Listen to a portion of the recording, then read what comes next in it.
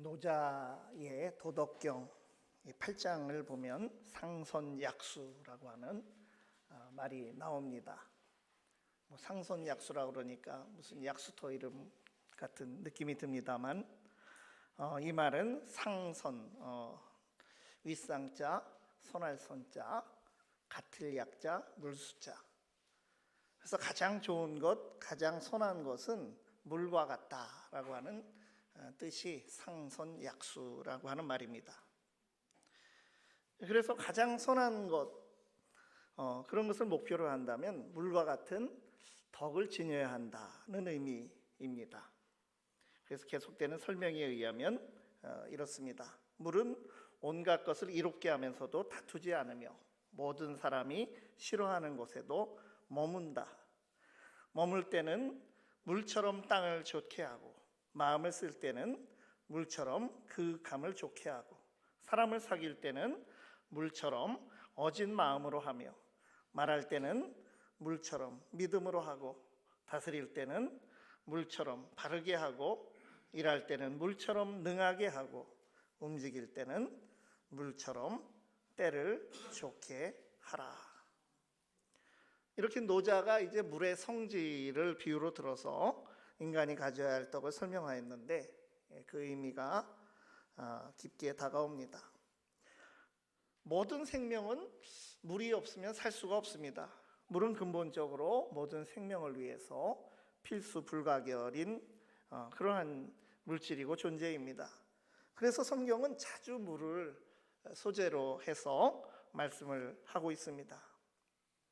하나님의 은총을 그 팔레스타인 지역의 그 기후를 들어서 적당한 때 내리는 이른 비와 늦은 비를 주시는 하나님으로 그 은총을 표현합니다. 또 시편에도 그래서 하나님께서 땅을 위하여 비를 준비하시며 산에 풀이 자라게 하신다고 노래했습니다. 예수님을 믿으면 예수님이 주시는 영원히 목마르지 않을 생명의 물을 마시는 것이고 생수의 강이 흘러나온다고 요한복음이 거듭 우리에게 증언해주고 있습니다. 우리에게 가장 이로운 물, 액체는 무엇입니까? 예수님께서 십자가에서 피와 물을 쏟으심으로써 세상을 위해 아낌없이 구원의 선물을 부어주셨습니다. 그 피와 물이 흘러 들어가는 곳마다 모든 생명이 살아나고 모든 생명이 풍성함을 누리는 진정 생명의 숲을 이루게 됩니다. 그래서 우리에게는 다 혈액형이 따로 있지만 그러나 공통의 보혈의 피가 흐르고 또 은혜의 생명수가 우리 몸에 흐릅니다. 사순절은 예수 그리스도께서 당하신 고난의 의미를 되새기며 그 고난에 동참하는 신앙 수련의 절기입니다. 예수님께서는 옆구리에서 물과 피를 쏟아내실 만큼 고통스러운 죽음을 당하셨습니다. 우리를 위해서 당하신 십자가 고난으로 하나님의 은혜가 우리에게 임하였습니다. 그래서 예수님의 고난은 우리에게 베푸신 하나님의 은혜입니다. 사순절을 지키는 우리에게 오늘 바울 사도를 통해서 하나님께서는 무엇을 말씀하여 주십니까? 이 첫 번째로 우리는 하나님이 이루어 주신 화해의 은혜를 누려야 합니다. 본문 고린도서 5장 20절 말씀을 읽으면 그러므로 우리가 그리스도를 대신하여 사신이 되어 하나님이 우리를 통하여 너희를 권면하시는 것 같이 그리스도를 대신하여 간청하노니 너희는 하나님과 화목하라. 바울 사도와 바울과 함께 그 전도 여행을 하며 동역하던 그 동역자들 일행이 있는데 바울을 필두로 해서 이들은 그리스도의 뒤를 이은 화해의 사신으로서 성도들에게 권면한다는 것입니다. 너희는 하나님과 화목하라. 이 화목하라 이 명령이 어색할 수 있습니다. 이 화목하다 이 말은 사실 단란하다라고 하는 형용사처럼 이 동작이 아닌 상태를 나타내는 말입니다. 화목하다. 그런데 화목하라 이렇게 명령을 하니까 우리 현대 한국어로는 사실 어색할 수 있는 말입니다. 우리가 이 개역개정판 성경을 옛말투로 읽다 보면 이 화해라고 하는 말을 쓸 것을 화목으로 이렇게 쓰는 경우들이 자주 있습니다. 그래서 우리가 화목이라는 말이 성경에서 나오면 한번 화해로 바꾸어서 읽어보시면 의미가 잘 통하는 그런 경우들이 많이 있습니다. 그래서 이 말씀도 마찬가지입니다. 요즘 사용하는 말로 더 자연스럽게 말하면 너희는 하나님과 화해하라 라고 하는 말씀입니다. 화해해서 화목의 관계가 되는 것이죠. 바울은 예수님의 고난으로 말미암아 우리가 받은 은혜가 화해의 은혜임을 외치고 있습니다. 예수님의 고난이 아니고서는 우리가 누리는 하나님과의 화목도 구원도 있을 수 없습니다. 십자가의 길은 고난의 길이지만 놀랍게도 그 폭력으로 얼룩진 그 길은 하나님과의 우리의 화목을 이룬 화해의 길이기도 합니다. 바울 사도가 이 편지를 쓰는 이유도 사실 현실적으로 이 교회와의 관계에서 화해가 주된 목적입니다. 바울은 이 직전에 고린도 교회와의 깨어진 관계 때문에 울면서 눈물의 편지를 쓴 적이 있습니다. 그래서 이 고린도후서 2장 3절 4절을 보면 내가 이렇게 눈물로 썼다 이런 구절이 있습니다. 그러고 나서 쓴 것이 이 고린도 후서를 쓰는 것입니다.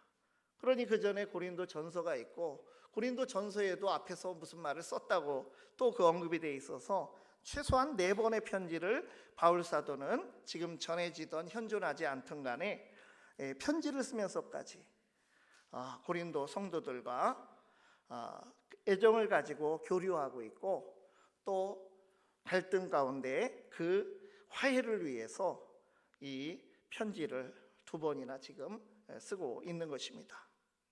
바울은 우리 모두가 진정 화목한 관계로 살아가고 화평을 이루며 화해하여야 하는 이유로 하나님께서 예수님의 고난으로 우리에게 이루신 일들을 상기시키고 있습니다. 예수님의 고난의 의미가 바로 하나님과 화해하게 하신 것이기 때문입니다. 우리가 은혜로 이루어 주신 그 화해를 누리고 우리도 화해의 복음을 전하며 화해의 사도들이 되고 예수님께서 정말 세상의 가장 낮은 곳까지 스스로 생명의 물 생수가 되어서 내려가셨듯이 우리도 가장 끝자리까지 함께 내려가는 화해자로서 살아가야 합니다. 하나님의 모든 역사는 인간의 생각을 뛰어넘습니다. 하나님의 생각은 우리의 생각과 다르며 하나님의 길은 우리와 같지 않습니다. 하나님이 이 세상과 화해하시기 위해 어떤 일을 하신 것입니까? 하나님은 이 세상에 예수 그리스도를 보내셨습니다. 그리고 예수님은 죄인들을 대신해서 죗값을 치르기 위해 나를 대신하여 고난받고 죽으셨습니다. 이것은 이사야 선지자의 고난의 종의 노래 그대로입니다. 이사야 53장 5절에 그가 찔림은 우리의 허물 때문이요 그가 상함은 우리의 죄악 때문이라. 그가 징계를 받음으로 우리는 평화를 누리고 그가 채찍에 맞음으로 우리는 나음을 받았도다. 하나님은 인간의 모든 죄를 예수님께 지우셨고 오히려 우리를 하나님의 의가 되게 하셨습니다. 오늘 본문 21절에 이렇게 말씀했습니다. 하나님이 죄를 알지도 못하신 이를 우리를 대신하여 죄로 삼으신 것은 우리로 하여금 그 안에서 하나님의 의가 되게 하려 하심이라. 사실은 반대죠. 우리가 당해야 할 걸 예수님이 당하시고 예수님이 누려야 할 것을 우리가 누리는, 죄인인 우리를 의가 되게 하시려고 죄를 알지 못하신 죄 없는 의인인 예수님을 죄를 짊어지게 하셨습니다. 그러므로 그리스도 안에서 우리는 의인으로 대우를 받게 되었습니다. 놀라운 이 대속의 은혜를 통해서 우리로 하여금 하나님의 의가 되는 길을 열어주셨습니다. 이제 우리는 하나님의 구원하시는 의와 신실하신 은혜가 작용하는 그 세계 안으로 들어와 살고 있는 것입니다. 갚을 길 없는 하나님의 은혜를 우리가 다 입었습니다. 화해의 은혜를 입은 사람은 예수님께서 자기를 대신하여 죽으셨기 때문에 자기 자신도 자기의 옛자도 죽은 것으로 받아들입니다. 나의 옛자는 십자가와 함께 못 박힌 것입니다. 그 고백이 바로 갈라디아서 2장 20절 말씀입니다. 내가 그리스도와 함께 십자가에 못 박혔나니 그런즉 이제는 내가 사는 것이 아니요 오직 내 안에 그리스도께서 사시는 것이라. 이제 내가 육체 가운데 사는 것은 나를 사랑하사 나를 위하여 자기 자신을 버리신 하나님의 아들을 믿는 믿음 안에서 사는 것이라. 그렇다면 지금의 나는 무엇입니까? 오늘 본문 바로 앞 17절에서 선언한 대로 새로운 피조물입니다. 그런즉 누구든지 그리스도 안에 있으면 새로운 피조물이라. 이전 것은 지나갔으니 보라 새 것이 되었도다. 우리는 더 이상 나를 위하여 살지 않고 나를 위하여 죽으셨다가 다시 살아나신 예수님을 위하여 살아가는 인생입니다. 하나님과 화해하는 것은 새로운 피조물로서 의로운 삶을 우리가 살아가라고 하는 그러한 목적을 통해서 우리에게 주어진 것입니다. 하나님은 우리로 하나님의 의가 되게 하셨습니다. 세상 가장 낮은 곳까지 내려오셔서 고난과 죽음의 잔을 받으신 우리 주님의 은혜와 사랑을 입어 하나님과의 그 화해의 선물을 받은 자로서 감사와 기쁨으로 살아가실 수 있기를 바랍니다. 두 번째로 우리는 화해의 은혜를 헛되이 받지 말고 은혜가 은혜 되도록 해야 합니다. 바울 사도는 강력하게 외칩니다. 오늘 6장 1절 하반절에서 하나님의 은혜를 헛되이 받지 말라. 세상에는 은혜를 헛되이 받는 이가 있기에 이런 말씀을 하는 것이 아니겠습니까? 은혜를 쉽게 잊어버리는 것입니다. 은혜를 헛되이 받는 것. 그래서 바울의 외침은 하나님의 은혜를 정말 값지게 하라는 것입니다. 은혜를 헛되게 하는 것이 어떤 것입니까? 예수님이 그렇게 살을 찢기고 피와 물을 흘리시며 나를 위해 험한 십자가 지시고 죽으셨는데도 그 은혜를 헛되게 하는 것은 하나님과 화해하지 않고 또 하나님의 의가 되지 않고 새로운 피조물이 되지 않는 것입니다. 여전히 나를 위해 사는 옛사람이 내 삶에 살아있는 것입니다. 여전히 나를 위해 무엇을 하고 나를 위해 신앙생활을 하는 것입니다. 여전히 이 세상이 추구하는 가치들, 돈과 명예와 권력을 갖기 위해서 세상이 사용하는 권모술수를 사용하는 것입니다. 하나님의 화해와 구원의 메시지를 그 복음을 받기는 했는데 하나님이 나를 실제로 화해시키시는 그 은혜의 그 능력을 거부하는 것입니다.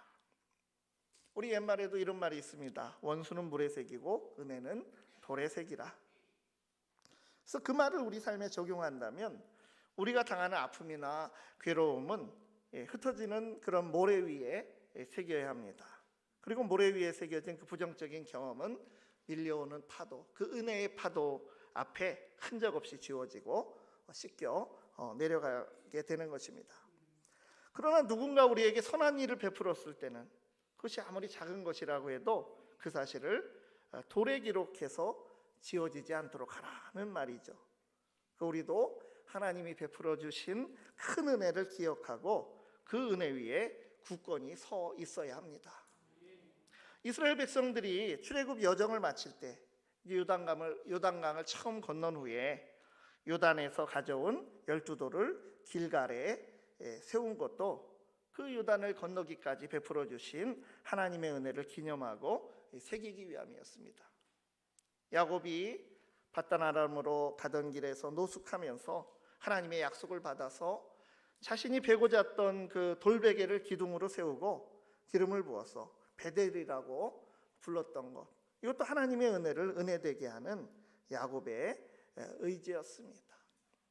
우리에게 참 이 교회력이라고 하는 것을 주셔서 또 이 예배를 공동체가 함께 모여서 예배드리는 예배의 자리도 주시고 주일을 주셔서 일주일 단위로 또 한 해를 교회력을 가지고 우리가 예수님의 그 생애를 따라서 우리의 신앙의 그 묵상을 하고 신앙 훈련을 하는 것, 이런 것도 다 우리가 그 은혜를 기억하는 우리 자신을 위한 좋은 방편으로 우리에게 허락하여 주신 것입니다.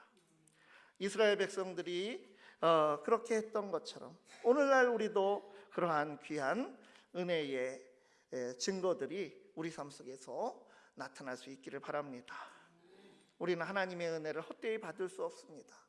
하나님의 화해의 은총을 받았으면서도 그 은총을 누리지 못하고 다른 사람들과 또 피조물과의 관계에서도 만유의 관계를 회복하시는 그 화해의 효과가 나타나지 않는 그런 삶을 사는 것은 주님이 주시는 은혜를 헛되이 받는 것입니다.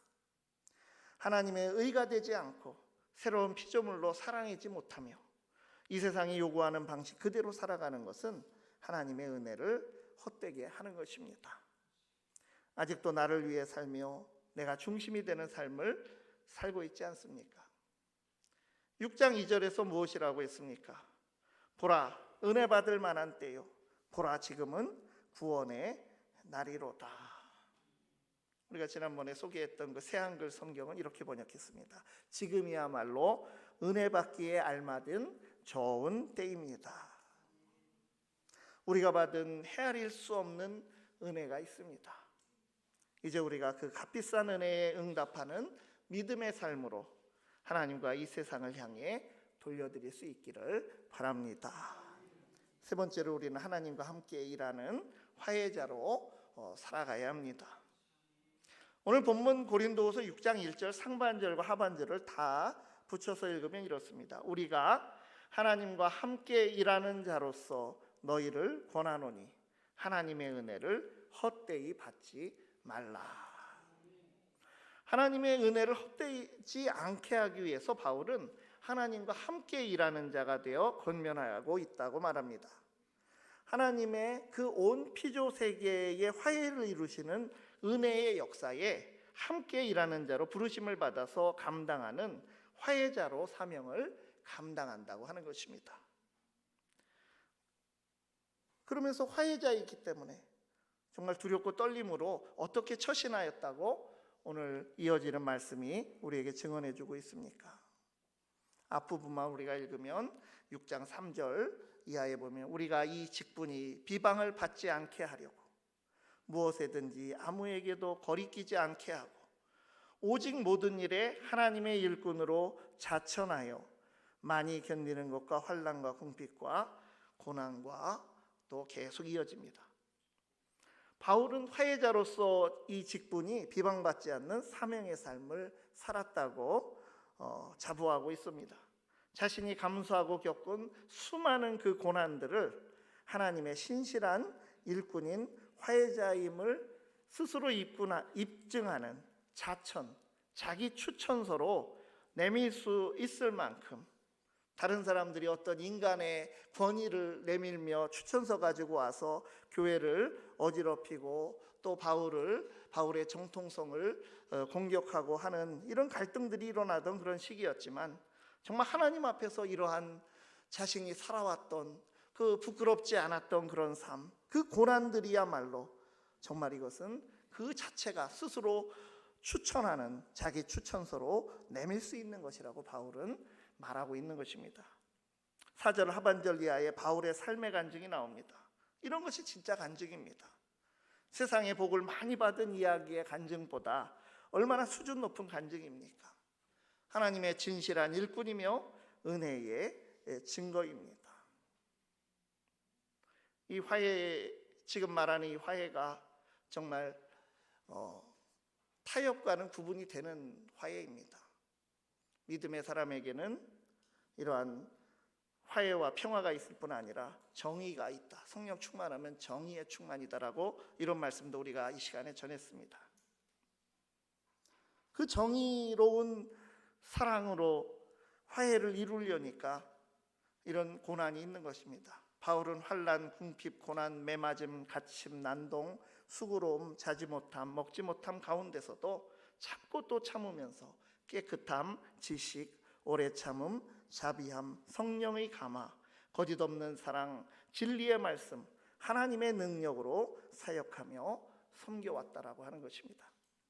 그래서 겉사람의 기준, 육체의 기준, 세상적인 기준으로 보면 그는 속이는 자 같고 무명한 자 같고 죽는 자 같고 징계받는 자 같고 근심하는 자 같고 가난한 자 같고 아무것도 없는 자 같지만 속사람의 기준으로 영적으로 보면 참되고 유명하고 살아있고 죽임당하지 않고 기뻐하고 다른 사람을 부유하게 하고 모든 것을 가진 자로다라고 고백을 하는 것입니다. 예수님께서 하나님의 집을 맡은 아들로서 하나님의 온 집에서 신실하셨던 것처럼 믿음의 사람도 그러해야 합니다. 우리 때문에 화해의 직분이 오해를 받거나 비방을 받아서는 안 됩니다. 우리는 하나님의 일꾼답게 처신하고 살아가야 합니다. 사도 바울은 자신이 섬기는 그 사역의 모든 모습이 하나님의 참된 일꾼임을 그 자체로 증명하고 있다고 힘주어 말할 수 있는 그런 삶을 살아온 것입니다. 고난과 수고를 견디면서 오히려 의의 무기를 양손에 들었습니다. 그 손에 하나님의 말씀을 들고 또 하나님의 능력을 그 손에 붙들었습니다. 영광을 받든지 수치를 당하든지 비난을 받든지 칭찬을 받든지 변함이 없었습니다. 예수 그리스도의 사람으로서 사도 바울이 걸어갔던 화해자의 모습입니다. 하나님이 우리에게 보여주신 이 화해의 길은 오늘 우리가 걸어가야 할 길입니다. 하나님은 그리스도를 통해 우리에게 화해의 길을 열어주셨습니다. 하나님은 우리의 죄를 묻지 않으시고 우리에게 참 화해의 길을 여시고 그리고 우리에게도 그 화해의 직분을 주셨고 화목하게 하는 말씀을 우리에게 부탁하셨습니다.